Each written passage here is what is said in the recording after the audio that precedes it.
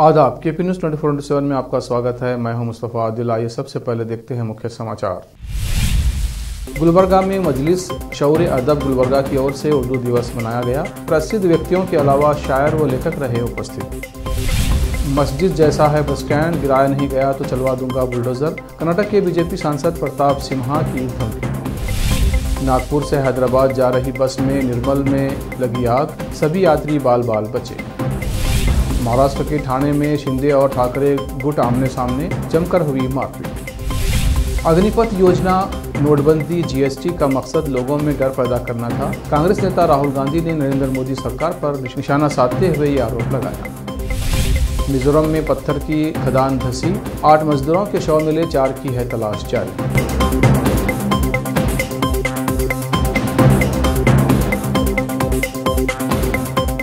अब समाचार विस्तार से।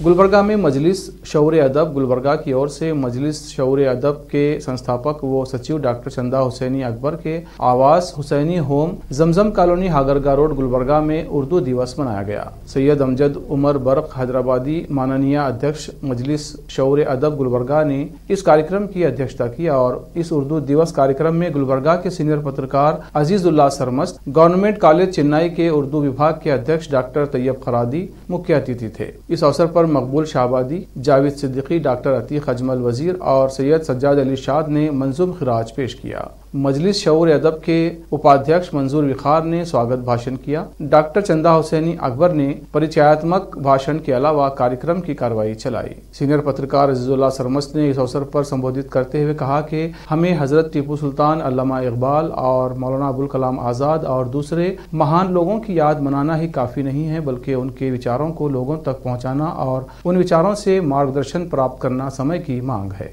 उन्होंने कहा कि शायरों, लेखकों और उलमा व पत्रकारों, नेताओं की भी ये जिम्मेदारी है कि वो टीपू सुल्तान, अल्लामा इकबाल, मौलाना अबुल कलाम आजाद और दूसरे महान व्यक्तियों की तरह अपने कौशल का मिल्लत में स्थिति का सामना करने के लिए और एकता बनाए रखने के लिए उपयोग करें। मुख्य अतिथि डॉक्टर तैयब खरादी ने अपने संबोधन में कहा कि शायर और लेखक अगर कुरान मजीद को नजर के सामने रखें तो उनकी रचनाओं में सार्वभौमिकता आएगी। इस अवसर पर सैयद अमजद उमर बर्क हैदराबादी ने भी संबोधित किया। साथ ही शायर और लेखक वाजिद अख्तर सिद्दीकी ने मौलाना अबुल कलाम आजाद की आजीवन सेवाएं के संबंध में और डॉक्टर मंजूर अहमद दखनी ने अल्लामा इकबाल के खतूत के संबंध में संबोधित किया।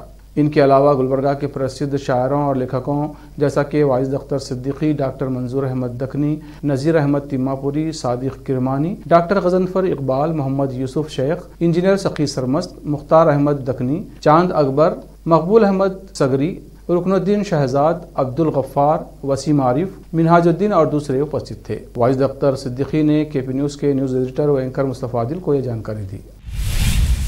कर्नाटक के एक बीजेपी सांसद ने ये कहकर विवाद खड़ा कर दिया है कि वो एक बस स्टैंड को बुलडोजर से चला देंगे क्योंकि उसकी बनावट मस्जिद जैसी है। मैसूर कोडगु लोकसभा क्षेत्र का प्रतिनिधित्व करने वाले प्रताप सिन्हा ने कहा कि अगर प्रशासन ने मैसूरू ऊटी रोड पर बने बस स्टैंड को नहीं ध्वस्त किया तो वो खुद बस स्टैंड पर बुलडोजर चला देंगे। बीजेपी सांसद प्रताप सिन्हा ने कहा कि मैंने इंजीनियरों से 2-3 दिन में ऐसा करने को कहा है। अगर ऐसा नहीं हो पाया तो वो खुद जेसीबी लेकर मौके पर पहुंचेंगे और उसे ध्वस्त कर देंगे। बीजेपी सांसद के बयान पर कर्नाटक पीसीसी चीफ ने कहा कि अगर ऐसा है तो उन सरकारी दफ्तरों पर भी बुलडोजर चला दो जिन पर गुंबद जैसी आकृति है। ये bus stand Mysuru Ooty road पर स्थित है। बीजेपी सांसद सिन्हा ने कहा, मैंने इसे सोशल मीडिया पर देखा। बस स्टैंड के 2 गुंबद बनाए गए हैं, बीच में एक बड़ा है और इसके बगल में एक छोटा। ये केवल एक मस्जिद है और कुछ नहीं। इस बीच कर्नाटक कांग्रेस प्रमुख सलीम अहमद ने बीजेपी सांसद के बयान पर कहा, मैसूर के सांसद का ये मूर्खतापूर्ण बयान है। क्या वो उन सरकारी दफ्तरों को भी गिरा देंगे जिनमें गुंबद है। सुपरस्टार महेश बाबू के पिता एवं दिग्गज तेलुगु अभिनेता कृष्णा का आज सुबह करीब 4 बजे हैदराबाद में निधन हो गया है। हृदय संबंधी परेशानियों के चलते सोमवार को एक निजी अस्पताल में उन्हें भर्ती कराया गया था और उनकी हालत नाजुक बताई जा रही थी। अस्पताल के चिकित्सकों के अनुसार हृदयघात के बाद 80 वर्षीय कृष्णा को रविवार देर रात करीब 1:15 बजे अस्पताल के आपातकालीन विभाग में लाया गया था। उनको तुरंत CPR दिया गया था और इलाज और निगरानी के लिए ICU में स्थानांतरित कर दिया गया था। उनका वेंटिलेटर पर इलाज चल रहा था। कृष्णा का असली नाम घट्टा मनेनी शिवराम कृष्णा है और वो तेलुगु फिल्मों के वरिष्ठ अभिनेता थे। कृष्णा ने अपने कैरियर की शुरुआत 1960 के दशक में की थी और उन्होंने करीब 350 फिल्मों में काम किया है। वो एक सफल निर्देशक और निर्माता भी थे। उन्हें 2009 में पद्म भूषण से सम्मानित किया गया था। कृष्णा टीडीपी नेता जय गल्ला के ससुर भी हैं। वो कांग्रेस में भी शामिल हुए थे और 1980 के दशक में सांसद बने थे, लेकिन पूर्व पीएम राजीव गांधी की मृत्यु के बाद उन्होंने राजनीति छोड़ दी थी। उनकी पत्नी और महेश बाबू की मां इंदिरा देवी का इसी साल सितंबर में निधन हो गया था। उनके बड़े बेटे रमेश बाबू का जनवरी में निधन हो गया था। उनकी दूसरी पत्नी रही एक्ट्रेस विजया निर्मला का 2019 में निधन हो गया था। इमामुल हिंद मौलाना अबुल कलाम आज़ाद के जन्म दिवस एवं राष्ट्रीय शिक्षा दिवस के अवसर पर श्री मीर मुमताज अली की अध्यक्षता में Islamic centre Latif road Zaheerabad में रविवार को जिला शिक्षा सम्मेलन एवं आदर्श शिक्षक सम्मान समारोह का आयोजन किया गया। इस अवसर पर उन्होंने संबोधित करते हुए कहा कि मौलाना आज़ाद एक सार्वभौमिक व्यक्तित्व के मालिक थे, जिन्होंने देश के बुनियादी और उच्च शिक्षा ढांचे को एक नई दिशा दी थी। मनसाबी की याद दिलाता है। वो सर्वगीण प्रशिक्षण के लिए प्रयासरत हैं और एक शैक्षिक क्रांति लाना चाहते हैं। बाद में जिला स्तर पर लगभग 50 शिक्षक जो विभिन्न स्कूल, कॉलेज, सरकारी और गैर सरकारी शिक्षक और व्याख्याता हैं, तो विभिन्न श्रेणियों में उत्कृष्ट शैक्षिक सेवाओं के लिए राष्ट्रीय सचिव मीर मुमताज अली द्वारा आइडियल टीचर अवार्ड से सम्मानित किया गया। कार्यक्रम की शुरुआत मोहम्मद मोइनुद्दीन मीडिया तेलंगाना द्वारा कुरान के पाठ के साथ हुई, जहां जिला अध्यक्ष मोहम्मद सिराज अहमद ने शिक्षकों का स्वागत किया। वहीं अमीर स्थानीय जमात इस्लामी जहराबाद मोहम्मद नजीमुद्दीन गौरी ने शिक्षकों को उनकी जिम्मेदारियों से अवगत कराया और डॉक्टर आयशा बेगम ने ITA में महिलाओं की भूमिका को प्रस्तुत किया। इस मौके पर जिला सचिव मोहम्मद मोहसिन, स्थानीय अध्यक्ष ख्वाजा निजामुद्दीन, सचिव सैयद अजहरुद्दीन, मोहम्मद मोइनुद्दीन, मोहम्मद अब्दुल करीम, मोहम्मद अयाजुद्दीन के अलावा बड़ी संख्या में लोग मौजूद थे। जहराबाद से KP न्यूज़ का संवाददाता रिजवान की रिपोर्ट। यह मालूमात का हुसूल नहीं होता। तालीम खाली कोई मजमे को जमा कर लेना, अपने अंदर कोई चीज को भर लेना नहीं होता। याद रखिए कि तालीम क्या होता है, दिल को बदलती है। आप एक हौज की एक मिसाल देता हूं मैं, मिसाल छोटी सी मिसाल। हौज के अंदर जो पानी रहेगा वो टूटी से भी वही पानी निकलेगा। अगर हम हौज की टूटी बदल देंगे और हौज के अंदर गंदा पानी है और टूटी बदल के को करेंगे कि उससे साफ पानी आएगा, तो ये तब्दीली सही नहीं होगी। ये तब्दीली सही नहीं होगी जब तक हम हौज के अंदर की सफाई नहीं करेंगे, तब तक ये निजाम को हम बदल नहीं सकते। तब तक जो है पानी अंदर से साफ नहीं आएगा, टूटी बदल नहीं सकते। तो दिलों को बदलने का नाम तालीम है, दिलों की तब्दीली का नाम तालीम है। तहारत पैदा करना क़ल्ब व नज़र में ये तालीम है। तालीम मादी हुसूल का, मादा परस्ती का नहीं नाम है, दौलत के हुसूल का नाम नहीं है। ये कौमों की तकदीर बनाती है। आज मुसलमान कारे मसल्लत में क्यों है? हमको आज सियासतदानों की जरूरत नहीं, अच्छे असातिज़ा की जरूरत है। अगर अच्छे असातिज़ा हमको मिल जाएंगे तो अच्छे सियासतदान भी आ जाएंगे। हिटलर का वो कौल मैं आपको याद दिला दूं, जंग अजीम दुआ में जब उसको कहा गया कि हमारे बहुत ही बेहतरीन दिमाग हमारे मारे जा रहे हैं, इंजीनियर मारे जा रहे हैं, सियासतदान मारे जा रहे हैं। तेलंगाना राज्य के निर्मल जिले में एक निजी बस में आग लग गई। हादसा सोनमंडल के गुमजाल के पास उस समय हुआ जब नागपुर से हैदराबाद जा रही एक बस के इंजन में अचानक आग लग गई। बस चालक ने तत्काल सतर्कता दिखाते हुए वाहन को रुकवाया और सवारियों को गिरा दिया, जिससे बड़ा हादसा होते होते टल गया। बताया जा रहा है कि बस चालक ने तत्काल सतर्कता दिखाते हुए वाहन को रुकवाया और सवारियों को उतरवा दिया, जिससे बड़ा हादसा होते होते टल गया। बताया जा रहा है कि ये बस पूजा ट्रैवल्स की है। हादसे के वक्त बस में करीब 29 यात्री सवार थे।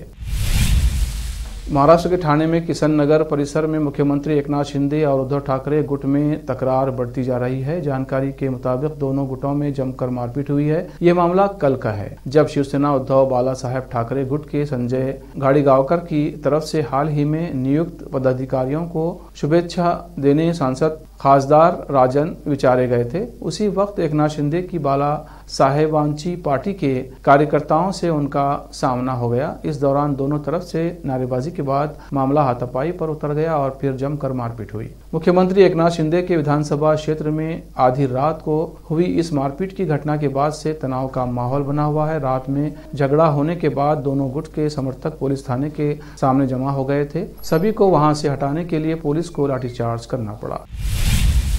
अब वक्त है एक ब्रेक का। ब्रेक के बाद जल्द लौटते हैं। हिंदुस्तान के हर कोने में हम हैं मौजूद। 24 घंटे हालात पर गहरी नजर, खबरों से जुड़े चुपते सवालात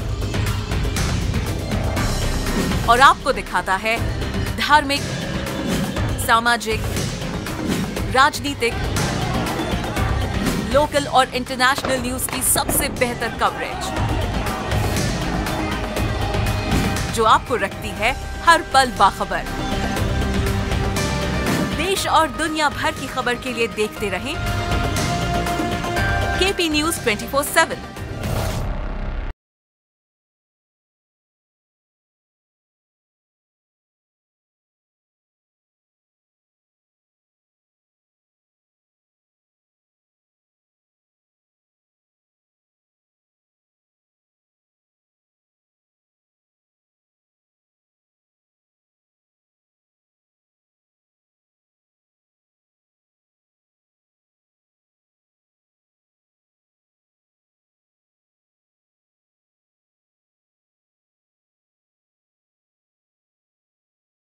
$9945283920 8482221297। ब्रेक के बाद फिर एक बार आपका स्वागत है। आइए देखते हैं आगे के समाचार। कांग्रेस नेता राहुल गांधी ने सोमवार को नरेंद्र मोदी सरकार पर निशाना साधते हुए आरोप लगाया कि सशस्त्र बलों के लिए अग्निपथ भर्ती योजना, नोटबंदी और जीएसटी नीतियों का उद्देश्य देश के लोगों में डर पैदा करने का रहा। कांग्रेस की भारत जोड़ो यात्रा के 68वें दिन महाराष्ट्र के हिंगोली जिले में एक जनसभा को संबोधित करते हुए राहुल गांधी ने दावा किया कि प्रधानमंत्री मेड इन चाइना उत्पाद चाहते हैं क्योंकि इससे देश के 2-3 अरबपतियों को फायदा होगा। कांग्रेस नेता ने आरोप लगाया कि नरेंद्र मोदी जी क्या कर रहे हैं, वे भय, हिंसा और नफरत फैलाने की कोशिश कर रहे हैं। चाहे नोटबंदी हो, अग्निवीर, जीएसटी, उनकी सभी नीतियां लोगों में भय पैदा करने वाली रही हैं। जो डर जाता है उसके दिल में नफरत होती है और जो समाज को विभाजन की ओर ले जाती है और फिर कहते हैं कि वे देशभक्त हैं।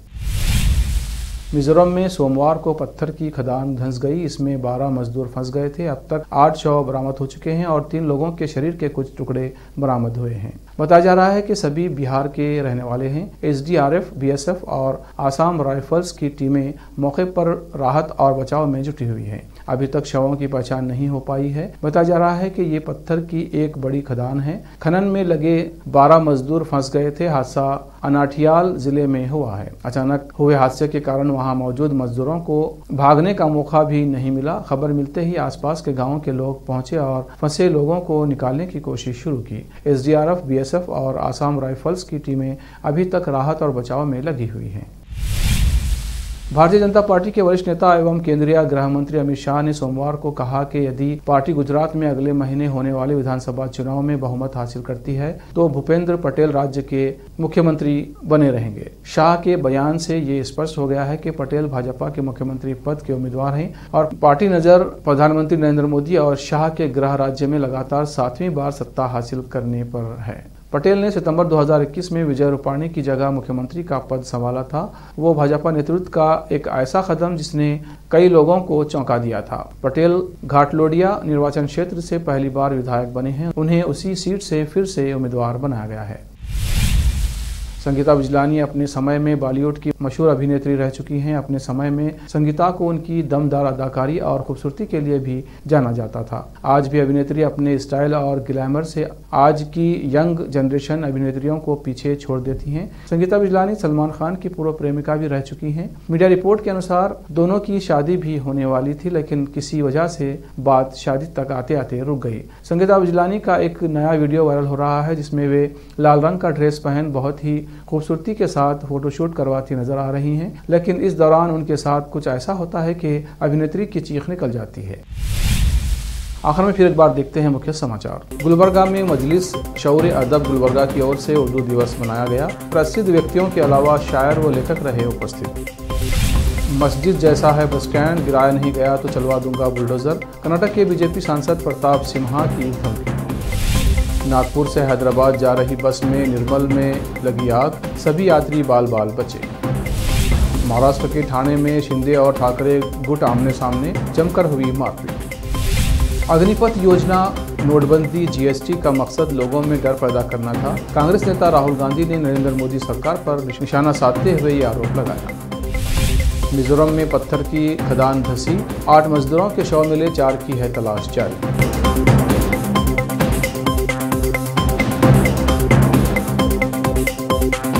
केपी न्यूज़ में इतना ही। देश प्रदेश के समाचारों के लिए देखते रहिए केपी न्यूज़ 24/7। धन्यवाद।